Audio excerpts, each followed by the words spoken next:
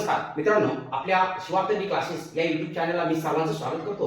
आपण आजच्या व्हिडिओमध्ये आपल्या धाराशिव जिल्ह्यातील ग्राम महसूल अधिकारी म्हणजेच तलाठी महेश ढोरसिंग साहेब यांचं या ठिकाणी त्यांच्या एकूण आयुष्यातील जी काही तलाठी या पदाला त्यांनी गवसणी घातली या संदर्भातला त्यांचा आपण प्रवास जाणून घेणार आहोत. तर सर्वप्रथम आपण महेश ढोरसिंग साहेब यांचं आपल्या YouTube चॅनलला स्वागत करूया. सर नमस्ते. तर या ठिकाणी आपण सरांना सुरुवातीला आपण जे की आपल्या या छोट्याशा व्हिडिओमध्ये त्यांचा हा जो काही प्रवास आहे तो जाणून घेण्यापूर्वी त्यांनी स्पर्धा परीक्षेच्या बाबतीत जी की सुरुवात केलेली आहे ती कोणत्या वर्षीपासून सुरुवात केलेली आहे ते सरांनी आम्हाला सांगावं. सर्वप्रथम मी माझं इंट्रोडक्शन देतो थोडक्यात. माझं इंजिनिअरिंग बॅकग्राऊंड आहे. माझं इलेक्ट्रॉनिक्स अँड टेलिकम्युनिकेशन मध्ये ग्रॅज्युएशन झालेलं आहे 2011ला. त्यानंतर मी एका प्रायव्हेट इन्स्टिट्यूटवरती ॲज अ लेक्चरर म्हणून जॉब करायचो. 2013 पासून आम्ही स्पर्धा परीक्षेची तयारी केली. आमचा एक ग्रुप होता. 2013-14 हे 2 वर्ष आम्ही MPSCच्या परीक्षा दिल्या. त्यानंतर सरळ सेवा भरतीसाठी फॉर्म भरले आणि वेगवेगळ्या परीक्षा देत गेल्यानंतर आम्हाला एक प्रकारची आयडिया आली की आपल्याला कशा पद्धतीने अभ्यास करायचा. अच्छा, तर सर तुमच्या आयुष्यामध्ये की 3 एकूण पोस्ट तुम्ही काढलेले आहेत, म्हणजे 3 नोकऱ्या तुम्ही आयुष्यामध्ये आपल्या मिळवल्यामुळं एक तुमच्याकडे जी काय असणारी एक बुद्धिमत्ता आहे ही नक्कीच आपल्या संपूर्ण म्हणजे की परिसरातील लोकांना सुद्धा माहिती झालेली आहे. तर त्या 3 पोस्टच्या बाबतीत आम्हाला सुरुवातीला सांगा की बाबा पहिल्यांदा कोणती पोस्ट निघाली किंवा दुसऱ्यांदा कुठल्या पोस्टवर तुम्ही काम केलं किंवा तिसऱ्या वेळेस जे की आपण ग्राम महसूल अधिकारी आहेत सध्या, तर आम्हाला थोडक्यात या म्हणजे की तिन्ही नोकरीबाबत प्रवास सांगा थोडक्यात. मी आपल्या व्हिडिओच्या चॅनलच्या माध्यमातून सर्व विद्यार्थ्यांना सांगू इच्छितो. 2014 मध्ये DMR म्हणजेच वैद्यकीय संचालनालय अंतर्गत पदभरतीची मोठी जाहिरात निघाली होती. त्या पदासाठी मी ज्युनियर असिस्टंट या पदासाठी अर्ज केला होता आणि तिथे मला पहिलं यश मिळालं आणि मी ऑक्टोबर 2015 मध्ये मिरज मेडिकल कॉलेजवर ॲज अ ज्युनियर असिस्टंट म्हणून जॉईन झालो.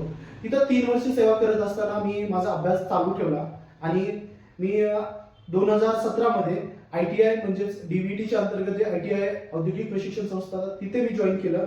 प्रॉपर धाराशिव माझं मूळ गाव मिळाल्यामुळे मी मिरजचा जॉब सोडून इथं जॉईन केलं आणि 2017 मध्ये 17 ते 2019 पर्यंत मी ITI वरती जॉब करत असताना माझा अभ्यास चालूच होता. मी 2019 तलाठी भरती यासाठी अर्ज दाखल केला आणि जानेवारी 2020 मध्ये तलाठी या पदाला रुजू झालो. तर सर जी काय तुम्ही एकूण आता सध्या जी काय विद्यार्थ्यांमध्ये स्पर्धा परीक्षेचा एक खूप मोठा ट्रेंड पाहायला मिळतो आणि यामध्ये जे की तुम्ही सिलेक्ट झालेले होते त्यामध्ये प्रथमच एक ऑनलाईन पद्धतीनं एक्झाम कंडक्ट करण्यात आलेली होती. तर त्यामध्ये सर्वात महत्वाचं म्हणजे की आपले जे काही एकूण असणारी तलाठी भरती आहे आणि त्यामध्ये असणारे जे काही विषय आहेत आणि त्या विषयामध्ये येणारे प्रश्न आहेत त्या आम्हाला सुरुवातीला समजावून सांगा तुम्ही. तर विषय असा आहे, तलाठी भरती ही पूर्वी आपली रिटर्न लेखी पद्धतीने घेतली जायची.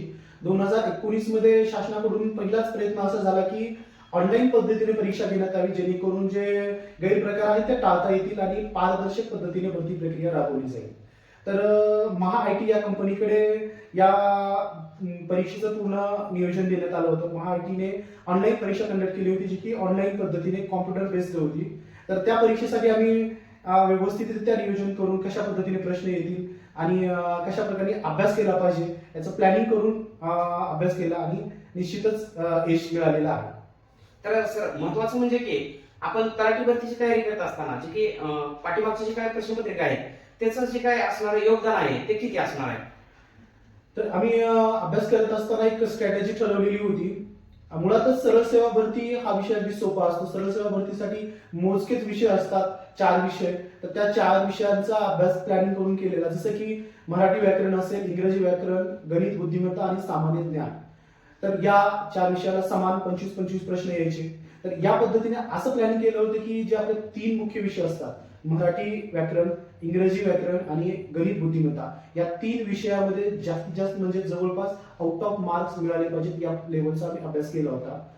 राहिला विषय सामान्य ज्ञान, याचा अभ्यास करण्यासाठी आम्ही शालांत पुस्तके वापरली, जसे की 5वी ते 10वीचे आपले पाठ्यक्रमाचे पुस्तक आहेत याच्यावरती रिव्हिजन टाकल्या आणि मराठी व्याकरणासाठी आम्ही त्यावेळेस प्राध्यापक बाळासाहेब शिंदे यांचं मराठी व्याकरणाचं पुस्तक होतं. याचबरोबर इंग्रजी व्याकरणासाठी सुद्धा त्यांचं पुस्तक रेफर केलं आणि गणित बुद्धिमत्तासाठी कोकिळा प्रकाशनाचं एक अतिशय चांगलं त्या काळी मार्केटमध्ये उपलब्ध पुस्तक होतं, त्याचा आम्ही अभ्यास केला. वारंवार रिव्हिजन टाकत गेलो आणि अशा पद्धतीने जवळपास म्हणजे 23-24 प्रश्न प्रत्येक विषयातले आले पाहिजेत असा या लेवलचा अभ्यास केला होता. म्हणजे जे की आपल्या परीक्षेमध्ये 100 प्रश्न एकूण, हो. तर 25 म्हणजे की एकूण हे जे काय 4 सब्जेक्ट आहेत, 25 प्रश्न एका सब्जेक्टचे. तर सरांचं जे काय एकूण या म्हणजे की बाबतीत असणारं जे काय मत आहे की आपले जास्तीत जास्त प्रश्न 25 पैकी, आता मराठी व्याकरण असेल, इंग्लिश ग्रामर असेल, किंवा आपलं सामान्य ज्ञान असेल, किंवा गणित बुद्धिमत्ता असेल, जास्तीत जास्त प्रश्न कसे बरोबर आणता येतील यासाठी आपण प्रयत्नरत राहणं गरजेचं आहे. सर, आपल्या ग्रामीण भागामध्ये तयारी करत असताना गणित बुद्धिमत्ता किंवा त्याच्यानंतर इंग्रजी ग्रामर याचं थोडीशी भीती असते विद्यार्थ्यामध्ये, तर त्या बाबतीत विद्यार्थ्यांनी नेमकं काय स्टडी करावा? निश्चितच मी आपल्या माध्यमातून सांगू इच्छितो, ज्यांचं बॅकग्राऊंड आर्ट साइड असेल किंवा इतर कॉमर्स साइडचे असेल त्यांना थोडं गणित या विषयाची भीती असते, इंग्रजी विषयाची भीती असते.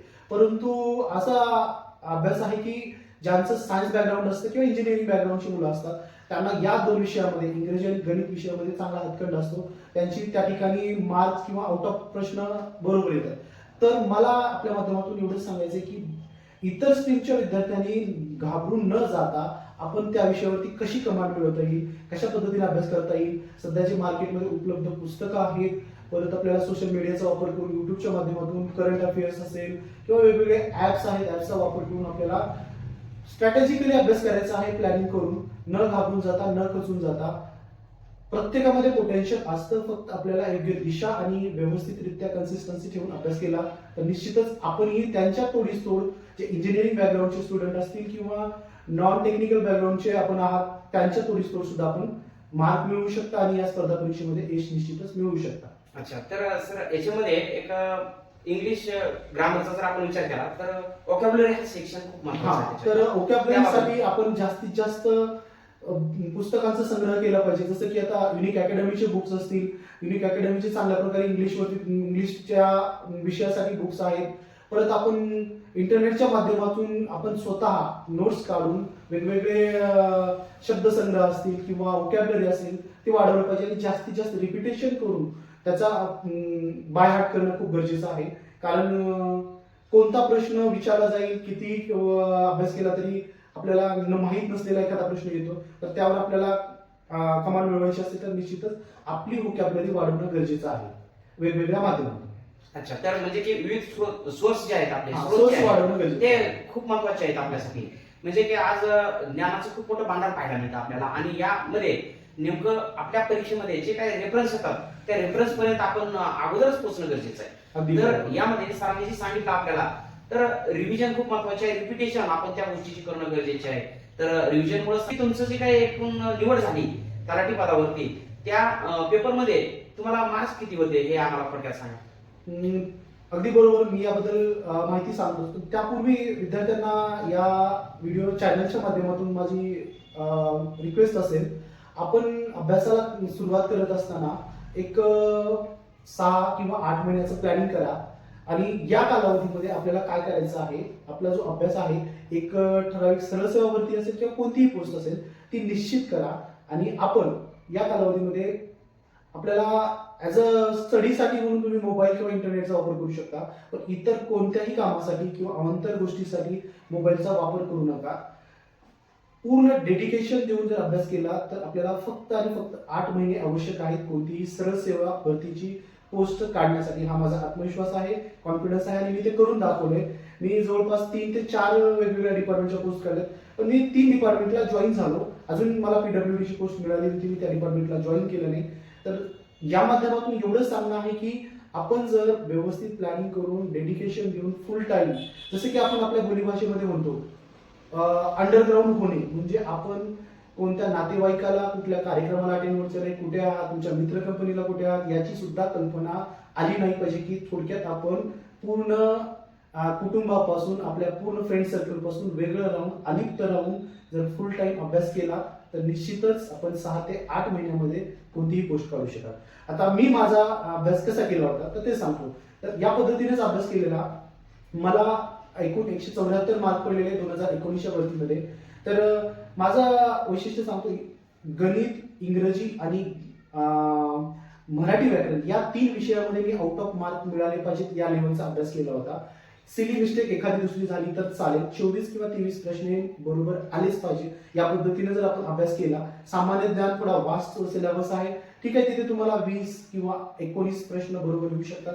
असं जर अभ्यास केला तर निश्चितच आपल्याला सुद्धा यश मिळेल.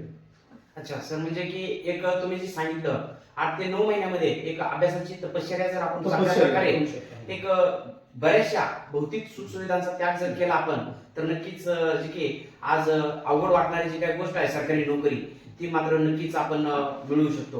हे आपण आपल्या अनुभवातून सांगून दिलेलं आहे. तर एक सर्वात महत्वाचं म्हणजे की आपण जी की स्पर्धा परीक्षेची तयारी करत असताना जी की एक धरसोड वृत्ती असते विद्यार्थ्यांची, तशी वृत्ती करू नये. हा निश्चितच काय होतं, काही विद्यार्थी 1-2 परीक्षा देतात, 3-4 वेळेस अटेम्प्ट देऊन बघतात, थोडे निराश होतात किंवा माझ्याच्याने होणार नाही, शक्य होणार नाही, आणि तो प्रयत्न त्या ठिकाणी सोडून देतात किंवा हे. तर असं न करता आपण आपल्या काय चुका झाल्या किंवा आपले काय सुधारण्याची आवश्यकता आहे यावरती फोकस करणं गरजेचं आहे. कोणता विषय आपल्याला अवघड जातो किंवा कमी मार्क पडले, किंवा जर या विषयामध्ये मी चांगले मार्क घेतले असते तर मी पोस्ट मला निश्चितच मिळाली असती. तर याचा थोडा अभ्यास करून आपण दरसोड वृत्ती न करता मी सांगितल्याप्रमाणे फुल टाइम डेडिकेशन देऊन फक्त डोळ्यासमोर एकच ध्येय ठेवायचे की मला ही गोष्ट काढायची, त्यासाठी तुम्ही पूर्ण जगाला विसरून गेलं पाहिजे. आणि एक 10x10ची रूम धरून जर बसला तुम्हाला ज्या बेसिक गोष्टी आवश्यक आहेत त्या गोष्टी जर तुम्हाला तिथे उपलब्ध झाल्या, जसे की तुम्हाला जेवण असेल, पाणी असेल, लाईट, या इतर सर्व गोष्टी जर मिळाल्या तर तुम्ही ती रूम सुद्धा सोडण्याची गरज नाही. त्या रूम मध्ये बसून जर 6 महिने अभ्यास केला तर तुम्ही निश्चितच कितीही विकासा तुमचं बेसिक बॅकग्राऊंड कितीही तुमचं हे असलं तरी तुम्ही ते यश मिळवू शकता, यश तुम्ही प्राप्त करू शकता. म्हणजे एकूण जे काय तुम्ही जे सांगितलेले थोडक्यात विद्यार्थ्यांसाठी एक आचारसंहिताच म्हणावी लागेल आपल्याला. नक्कीच नक्कीच. तर यामध्ये सर्वात महत्वाचं म्हणजे की आम्हाला हे बी या दरम्यान माहिती पाहिजे, संकटही नेहमी सामर्थ्यवान माणसाकडेच येतात. अशी जर मानसिकता आपण या ठिकाणी ठेवली आणि जी सरांनी सांगितलं प्रॅक्टिस आणि त्याच्यामधूनच एक जे की आपण आपल्या अभ्यासामध्ये खूप परिपक्व बनतो, जे की आपण वारंवार ऐकलेलं आहे की बाबा प्रॅक्टिस मेक्स मॅन परफेक्ट असं आपण जे काय म्हणतो, तर ते म्हणजे की कुठंतरी आपण स्वतःच्या बाबतीत अगोदर म्हणजे की त्या गोष्टीला तेवढं म्हणजे की तयार ठेवायला पाहिजे की बाबा काही झालं तर मी माझ्या टार्गेट पासून दूर जाणार नाही. सरांनी सांगितलं की आपलं जे काय टार्गेट आहे ते फिक्स करा अगोदर, आणि त्याच्यानंतर मग बाकीचं नियोजन, खूप महत्वाचं नियोजन या बाबतीत नेपोलियन बोनापार्टेंनी सांगितलेलं आहे की कुठलीही लढाई मी सुरुवातीला डोक्यामध्ये जिंकतो, त्याच्यानंतर ती लढाई मी टेबलावरील कागदावर जिंकतो आणि नंतर ती प्रत्यक्षात मी रणांगणामध्ये जिंकतो. म्हणजे नियोजन आहे सुरुवातीला आपल्या ब्रेन मध्ये त्याचे काय नियोजन आहे हे महत्वाचं आहे, आणि मग त्याच्यानंतर मग आम्ही टाइम टेबल सुद्धा करणं गरजेचं आहे. हे सरांनी या ठिकाणी म्हणजे की जे की एकूण ही आचारसंहिता आपण फॉलो केल्यानंतर मला वाटतं की सरांनी 8 ते 9 महिन्याचा जो काय कालावधी सांगितलेला आहे त्यामध्ये आपल्याला हमखास यश मिळू शकतं. तर सर एक महत्वाची गोष्ट म्हणजे की जी की अलीकडे सोशल मीडियाचा जो काय वापर वाढलेला आहे त्यामुळे विद्यार्थी बरेचसे म्हणजे की आपल्या तयारीपासून भरकटतात. निश्चितच आताच्या काळामध्ये सगळ्यात महत्वाची गोष्ट म्हणजे अभ्यास करत असताना मुलांना डायव्हर्ट होण्यासाठी खूप वेगवेगळे माध्यम आहेत. सगळ्यात मोठं म्हणलं तर आपलं सध्याचं डायव्हर्ट होण्यासाठीचं माध्यम म्हणजे की सोशल मीडिया. यामध्ये तुमचं व्हॉट्सअप आलं, युट्यूब, इंस्टाग्राम या सोशल मीडियाचा जर आपण स्पर्धा परीक्षा करत असताना वापर करत असाल किंवा जर वारंवार तुम्ही चेक करत असाल तर निश्चितच तुम्ही तुमच्या ध्येयाकडे वाटचाल करत असताना चुकीचं दिशा निश्चित केलेली आहे, तर भरकटताय असं म्हणायला काही हरकत नाही. तर तुम्ही या कालावधीमध्ये तुमचं अकाउंट जे आहे इंस्टाग्राम असेल, फेसबुक असेल किंवा व्हॉट्सअप पूर्णपणे डिलीट करून टाका. कारण डायव्हर्ट होत आहे तुम्ही, आणि नाही म्हणलं तरी 2-3 दिवसातून एकदा आपण ते चेक करतोच. यश मिळाल्यानंतर परत फ्रेश चांगल्या मनाने जिद्दीने तुम्ही परत तुमचं अकाउंट काढू शकता. ती काही कुठे जाणारी गोष्ट नाही. डायव्हर्ट न होण्यासाठी आपल्याला हे करणं गरजेचंच आहे. आणि आजकाल आमच्या वेळेस नव्हतं हा एवढा सोशल मीडियाचा वापर. आजकाल इंटरनेट इझिली अवेलेबल असल्यामुळे 24 तास सोशल मीडियाचा वापर करतायत मुलं, तर ते टाळणं गरजेचं आहे. अच्छा, तर म्हणजे की जे की आज आपण जे की आपलं जे काय असणारं कृत्रिम बुद्धिमत्ता म्हणतो, त्या कृत्रिम बुद्धिमत्तेमुळं जे की AI म्हणतो आपण त्याला, सर्वात महत्वाचं म्हणजे की आज आमच्या ब्रेन मध्ये ह्या एआयने इतकं म्हणजे की एक थैमान घातलेलं आहे की त्यामुळं आम्ही आमची स्वतःची जी काय बुद्धिमत्ता तेच विसरून गेलेलो. त्यामुळं जे की सोशल मीडिया आहे हे एक स्लो पॉइझन म्हणायला काय हरकत नाही आपल्याला. आपण या ठिकाणी मोबाईलचा आणि इंटरनेटचा वापर याच्यासाठी करू शकता, तुम्हाला अभ्यास करत असताना येणाऱ्या अडीअडचणी सोडवण्यासाठी किंवा एखादं एक्स्ट्रा नॉलेज असेल किंवा एखादी गोष्ट असेल, गणिताचं असेल, कोणत्याही विषयाचं व्हेरीफाय करण्यासाठी किंवा क्लबत्या जाणून घेण्यासाठी, कशा पद्धतीने शॉर्टकट्स माहीत करून घेण्यासाठी, त्याच्यासाठी निश्चितच तुम्ही वापर करा, पण सोशल मीडिया म्हणून वापर करू नका. अच्छा, तर एक म्हणजे की आज आपण ऑनलाईन जे काही प्लॅटफॉर्म आहेत खूप मोठे, तर त्या माध्यमातून सुद्धा काही विद्यार्थी तयारी करत असतात. तर नक्कीच आपण त्या सुद्धा गोष्टी म्हणजे की फॉलो करून आपल्या तयारीला अजून आपण बळकटी देऊ शकतो. तर एक महत्वाची गोष्ट म्हणजे की सर, आपल्या एकूण विद्यार्थी बांधवामध्ये जी की आजच्या काळामध्ये वाढती स्पर्धा आणि या वाढत्या स्पर्धेमध्ये कुठं तर बाबा आपण सिलेक्ट होऊ की नाही ही जी काही भीती असते मनामध्ये, तर ती भीती दूर करण्यासाठी नेमकं काय थोडक्यात मानसिकता ठेवावी लागेल?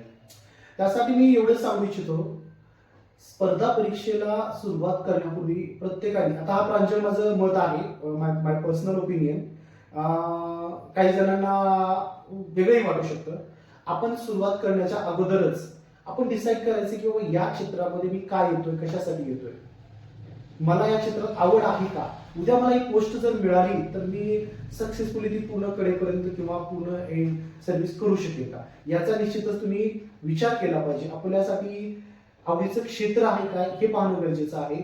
यापेक्षा जर कोणी सांगतंय, घरातील पॅरेंट्स, आई वडील, नातेवाईक जर तुम्हाला फोर्स करत असतील किंवा ही पोस्ट कार्ड, सरकारी नोकरीची तयारी कर म्हणून करत असेल तर तुम्ही करू नका. सर्वप्रथम तुम्ही आधी स्वतःचं अवलोकन करा किंवा मला आवड कशात आहे, मी कशात रमतोय आणि मला सरकारी नोकरी जर आवड असेल, मी चांगल्या प्रकारे करू शकतो, तर तुम्ही निश्चित मग ठामपणे उतरा आणि अभ्यासाला लागा.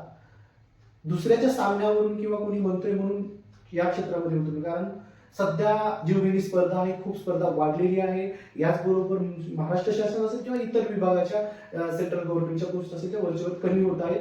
एआय टेक्नॉलॉजी असेल किंवा वेगवेगळ्या इन्व्हेन्शनमुळे म्हणूया किंवा टेक्नॉलॉजीच्या वापरामुळे सगळं जग हे डिजिटल होत आहे, त्यामुळे मॅनपॉवर कमी होत आहे. तर आपल्यासाठी स्पर्धा परीक्षा सोडून इतरही अनेक क्षेत्र आहेत, एवढं सांगू इच्छितो. तर म्हणजे की या ठिकाणी आपल्याला आपलं म्हणजे जे की सर्वोच्च कष्ट या ठिकाणी पणाला लावून जे की स्किल आहेत वेगवेगळ्या प्रकारचे ते सुद्धा आपल्याकडे असणं गरजेचे आहे. कारण बरेच वेळेस असंही असतं की बाबा स्पर्धा परीक्षेतून जर म्हणजे की काही नाही झालं तर माझं काय पुढे, अशा गोष्टी असतात. तर त्यासाठी सुद्धा निश्चितच आपला प्लॅन बी तयार असणं खूप गरजेचं आहे. एका दगडावरती पाय ठेवून कधीही उभा राहायचं नाही, आपले पाय हे 2 दगडावरती असणं आवश्यक आहे. जर मला प्लॅन ए मध्ये मी अपयशी ठरलो, सक्सेस नाही मिळाला, तर माझा दुसरा प्लॅन हा निश्चितच आपला असला पाहिजे आणि तरच आपण या क्षेत्रामध्ये उतरणं गरजेचं आहे सध्याच्या काळात. अच्छा, तर म्हणजे की आपल्याला कोणत्याही गोष्टीला सामोरं जाण्याची जी काही ताकद आहे ते आपल्यामध्ये असणं गरजेचे आहे आणि तशा प्रकारची मानसिकता आपली विकसित होणं गरजेचे आहे. आणि सर महत्वाचं म्हणजे की आपण जे की बघा आपले जे काही बरेचसे विद्यार्थी बांधव आहेत ते की ग्रामीण भागातून आहेत. तर ग्रामीण भागातली परिस्थिती तुम्ही एक ग्राम महसूल अधिकारी म्हणून बघतात की बाबा पर्जन्य कमी होणं किंवा त्याच्यानंतर काही वेळेस असं होतं की पूजन्य परिस्थिती निर्माण होते. त्यामुळं जे की आपलं जे काही शेतकरी बांधवांचं जे काही टार्गेट असतं इतकं उत्पादन व्हायला पाहिजे वगैरे, त्याच्यामध्ये बरेच वेळेस घट होते आणि मग अशा वेळेस शेतकरी बांधवांचे जे काही असणारे विद्यार्थी आहेत त्यांना मात्र खूप मोठ्या म्हणजे की परेशानीला सामोरं जावं लागतं. तर त्यांना काय तुम्ही संदेश द्याल? नक्कीच, निसर्गाचं चक्र हे बदललेलं आहे, त्यामुळे आपल्या शेतीवरच अवलंबून राहिलं असाल. शेती, ज्या कुटुंबामध्ये शेती हा मुख्य व्यवसाय आहे त्यांना आवश्यक तेवढं उत्पन्न निघत नाहीये, हवामान बदल होतोय. परंतु या ठिकाणी मी एक सांगू इच्छितो, आपण कोणत्याही कुटुंबातील असाल, आपले पॅरेंट्स सरकारी नोकरीत असतील किंवा व्यवसाय करत असतील किंवा आपली शेती करत असतील, प्रत्येकाच्या आयुष्यात हा संघर्ष ठरलेला आहे. संघर्ष हा प्रत्येकाला असतोच. परिस्थिती पुढे करून किंवा परिस्थितीचं कारण करून आपण ध्येयापासून डायव्हर्ट व्हायचं नाही. तर संघर्ष हा सगळ्याच्या आयुष्यात असतो. आई वडील जरी चांगला पोटला असले तरीही वेगळा कुठला तरी कोणत्या तरी माध्यमातून काहीतरी अडचण असू शकते. तर मला शेतकऱ्यांच्या पाल्यांना निश्चितच या ठिकाणी सांगायचं की तुम्ही तर उलट असं म्हणेल की आई वडिलांचे कष्ट पाहिलेले असतात जवळून, किती शेतामध्ये कष्ट करावं लागतं आणि त्यानंतर आपल्याला मिळणारं उत्पन्न जे की पूर्णपणे निसर्गावर अवलंबून आहे. अतिवृष्टी झाली, नैसर्गिक आपत्ती आली तर पूर्ण आपलं उत्पन्न कमी होतं. तर आपण कोणत्याही वाममार्गाचा अवलंब न करता एक फोकस विजन ठेवून चांगला दृष्टिकोन, चांगले मित्र आणि एक चांगलं मार्गदर्शक जर ठेवलं आणि त्यांचा गायडन्स घेऊन जर अभ्यास केला तर निश्चितच आपल्याला सुद्धा यश मिळणार. तर सर आपण आपल्या एक बहुमूल्य वेळात वेळ काढून या ठिकाणी आपल्या विद्यार्थी बांधवांना जे की तुम्ही ग्राम महसूल अधिकारी म्हणजेच तलाठी ही पोस्ट कशी नेमकं बा आपण आपल्या आयुष्यामध्ये प्रत्यक्षात साकार केली. सरांनंतर सांगितलं की PWD मध्ये सुद्धा सरांचं सिलेक्शन झालं, म्हणजे की एक खूप चांगली बुद्धिमत्ता सरांकडे आपल्याला पाहायला मिळते आणि सरांच्या या बहुमूल्य अशा मार्गदर्शनाचा फायदा सुद्धा नक्कीच आपल्याला होईल. आणि सर्वात महत्वाचं म्हणजे की एक ग्राम महसूल अधिकारी म्हणून कार्यरत असताना जो की आपल्या स्पर्धा परीक्षेमधला जो काही संयम आहे तो मात्र त्या ठिकाणी आपल्याला नक्कीच दिसून येतो. आणि मग या ठिकाणी आपल्याला जे की सरांनी जे काही एक मोलाचं असं मार्गदर्शन केलं. तसेच अजून एक महत्वाची गोष्ट सांगायची राहिली म्हणजे की सरांनी त्यांच्या एकूण ITIचे जे काही जॉब बद्दल बोलले सर, तर अजूनही सर विद्यार्थ्यांना म्हणजे की गायडन्स करतात किंवा कुठं नेमकं बाबा जॉब करावा वगैरे या संदर्भात किंवा अप्लाय कुठं करावा वगैरे गायडन्स करतात. सर त्याबद्दल थोडक्यात सांगा. निश्चितच मी माझा असा प्रामाणिक प्रयत्न राहिलेला आहे की आपलं जे नॉलेज आहे ते नॉलेज शेअर केलं पाहिजे. शेअर केल्याने नॉलेज वाढतं. तर हा कुठेतरी माझ्या डोक्यामध्ये व्ह्यू ठेवून किंवा हा दृष्टिकोन डोळ्यासमोर ठेवून मी 2019 मध्ये माझं स्वतःचं एक युट्यूब चॅनल चालू केलेलं होतं. आणि ज्याचा उद्देश हा आपल्या खेड्यातील किंवा ग्रामीण भागातील विद्यार्थ्यांना प्रॉपर गायडन्स मिळावं. जाहिरात कशा पद्धतीने निघतात, कोणत्या पदाचे कर्तव्य काय असतात, पात्रता काय असते, तर वेळोवेळी महाराष्ट्र शासनाच्या भरती प्रक्रिया असतील तर त्या सुद्धा मी व्हिडिओच्या माध्यमातून जाहिरातीचं असेल किंवा इतर कोणतंही मार्गदर्शन मी वेळोवेळी करत आलेलो आहे. आणि याच्यातून माझ्या चॅनलच्या माध्यमातून जवळपास 40 ते 41 हजार विद्यार्थी जोडले गेलेले आहेत. मी त्यांना मार्गदर्शन करतो. अच्छा, तर एक म्हणजे की सामाजिक बांधिलकी सुद्धा म्हणजे आपल्याला सरांना त्यांची जी काही ड्युटी आहे ते करत असताना एक सामाजिक बांधिलकीतून सुद्धा सरांनी खूप मोठ्या म्हणजे की विद्यार्थी बांधवांना गायडन्स केलेला आहे. तर सर या ठिकाणी आपण जे काही आमच्या पब्लिकला जे काही महत्वाचे गायडन्स केलं या ठिकाणी त्याबद्दल तुमचे खूप खूप आभार आणि तुम्हाला भविष्यासाठी खूप खूप शुभेच्छा. या ठिकाणी आम्हाला वेळ दिल्याबद्दल सर आपले धन्यवाद. धन्यवाद.